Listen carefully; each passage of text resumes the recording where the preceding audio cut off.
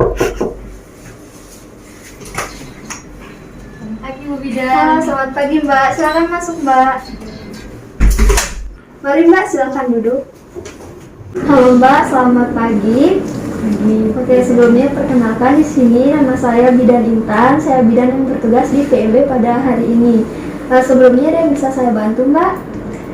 Iya Bu, saya mau konsul tentang berat badan saya tidak sesuai sama tinggi badan saya. Oh gitu. Nah, jadi Mbak merasa khawatir gitu ya? Iya. Oke, baik. Namun sebelumnya saya boleh minta data diri dulu ya Mbak. Baik, di sini dengan Mbak siapa? Mbak Onel, Mbak Onel. Mbak Onel usianya berapa? 16 tahun, 16 tahun. Mbak Onel alamatnya di mana? Jalan Raya Tajam, Jalan Raya Tajam. Kelas berapa Mbak? SMA kelas 1. Kelas 1 SMA. Oke, baik. Baik, dari keluhan yang Mbak sampaikan tadi, mungkin Mbak di sini mengalami masalah gizi ya Mbak, karena tadi Mbak mengatakan berat badan Mbak tidak sesuai dengan tinggi badannya. Kalau boleh tahu berat badannya berapa Mbak? Berat badan saya 58, 58 berat badannya. Kalau tinggi badannya berapa? 150. 150. Oke. Baik, di sini mungkin saya akan menghitung indeks massa tubuh Mbak dulu ya, agar mungkin bisa saya diagnosa apakah Mbak mengalami gizi kurang atau gizi lebih ya Mbak. Oke, baik. Di sini saya sudah menghitung indeks massa tubuh Mbak. Jadi di sini IMT Mbak termasuk dalam gizi lebih ya. Jadi benar yang Mbak khawatirkan tadi bahwa berat badan Mbak tidak sesuai dengan tinggi badannya. Kalau boleh saya tahu Mbak, dari sehari-hari makan atau minuman apa yang sering Mbak konsumsi? Saya biasanya suka makan Indomie. Biasanya untuk sarapan pagi saya makan makanan biasa. Makan biasa. Tapi untuk siang sama malam saya suka makan Indomie. Biasanya satu kali makan itu berapa bungkus Mbak? 2 bungkus. 2 bungkus satu kali makan, siang dan malam. Iya. Oke, baik. Untuk pola makannya Indomie 2 bungkus siang dan malam. Ada makanan lain yang Mbak konsumsi selain Indomie? Ada Bu. Apa itu Bu? Biasanya saya suka makan gorengan karena kebetulan orang tua saya penjual Gorengan. Oke, jadi cemilannya gorengan ya? Iya. Itu banyak nggak biasanya dalam sehari Mbak? Banyak. Biasanya saya sendiri bisa menghabiskan 1 piring. Satu piring sendiri. Oke, baik. Kemudian untuk snack mungkin Mbak doyan nggak?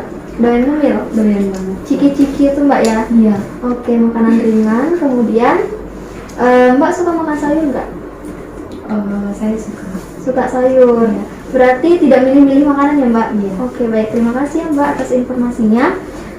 Kemudian di sini Mbak, sebelumnya apakah boleh saya tanyakan, apakah Mbak pernah mendapat informasi tentang gizi lebih sebelumnya?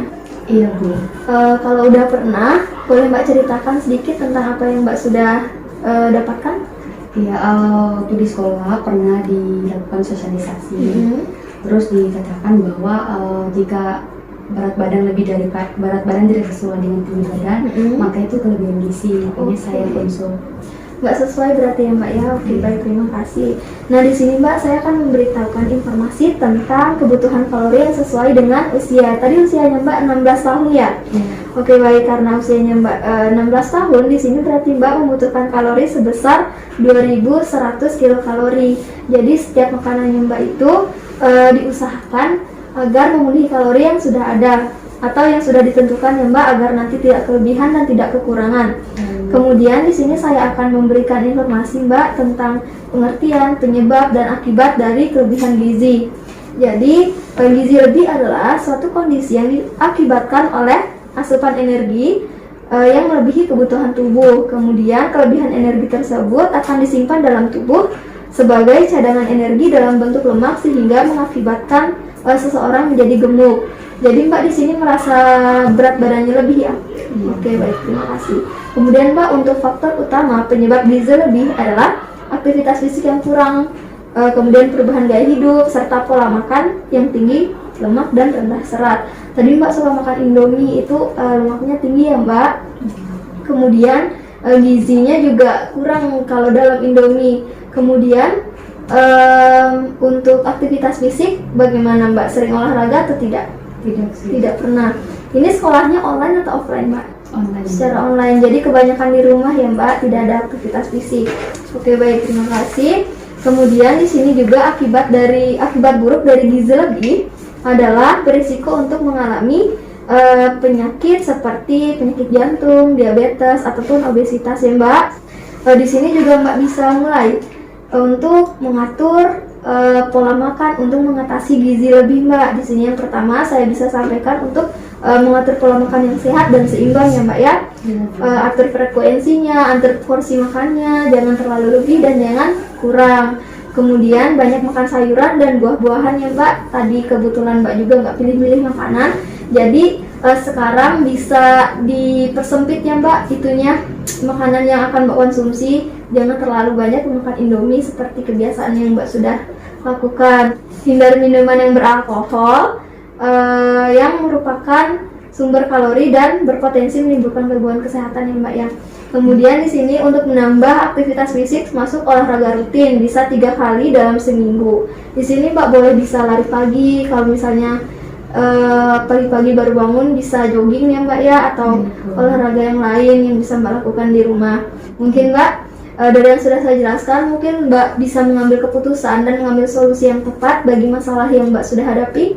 Sudah Bu. Oke baik, kalau begitu di sini juga saya akan memberitahu Mbak dan menyampaikan mengenai mengatur pola makan dan menambah aktivitas fisik yang baik ya Mbak. Untuk pola makan nih Mbak bisa mulai membuat daftar menu makanan yang seimbang dan bergizi setiap harinya. Misalnya nih hari Senin Mbak makannya kangkung, sayur kangkung sama rendang sama tahu boleh. Untuk hari Selasa misalnya mau makan ikan atau tempe juga boleh Mbak ya, asalkan gizinya itu seimbang dan tidak tinggi akan kalori seperti Indomie tadi ya Mbak. Kemudian untuk aktivitas fisiknya juga Mbak bisa mulai berolahraga seperti yang sudah saya katakan tadi. Kemudian di sini Mbak saya ingin mengingatkan kembali tentang resiko keputusan yang telah Mbak ambil. Jadi kalau misalnya Mbak tadi keputusannya apa Mbak kalau tentang masalah yang Mbak hadapi? Mulai diet dan mengatur pola makan. Oke bagus ya Mbak. Jadi di sini ada resiko yang akan Mbak alami selama mengubah pola makan. Mungkin Mbak akan merasakan lapar yang lebih dari biasanya ya Mbak, karena perubahan pola makan. Tidak bisa makan semaunya seperti jenis tadi makanan ringan, dikurangi ya Mbak sama Indomie tadi.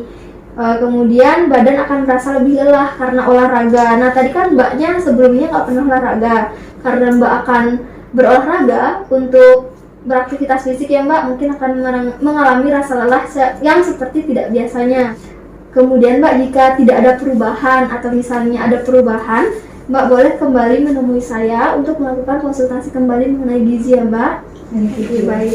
Oke baik Mbak, dari yang sudah saya jelaskan apakah ada yang ingin ditanyakan? Tidak ada Bu. Tidak ada. Oke baik. Kalau begitu Mbak mungkin bisa diulangi kembali apa yang Mbak sudah terima dari saya sebagai evaluasi pemahaman Mbak. Kurangi makan Indomie, mengatur pola makan dan rajin olahraga. Rajin olahraga. Oke bagus sekali ya Mbak, berarti Mbak udah paham ya.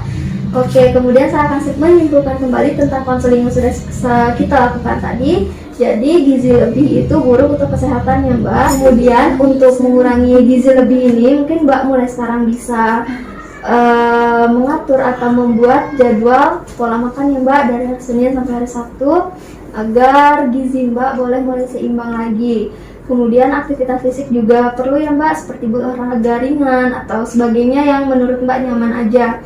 Kemudian karena Mbak akan mengalami perubahan pola makan, mungkin Mbak akan merasa lapar tidak seperti yang biasanya ya Mbak, kemudian akan merasa lebih lelah. Oke baik Mbak, mungkin sekian dulu ya konseling yang mungkin bisa saya sampaikan. Ada yang ingin ditanyakan lagi Mbak? Yang ada Bu. Oke, tidak ada. Kalau misalnya Mbak ada masalah lagi atau ingin konseling lagi, silahkan datang kembali ya Mbak untuk melakukan kunjungan ulang. Oke baik. Sebelumnya terima kasih ya Mbak atas kunjungannya. Ya, hati-hati jalan ya Mbak.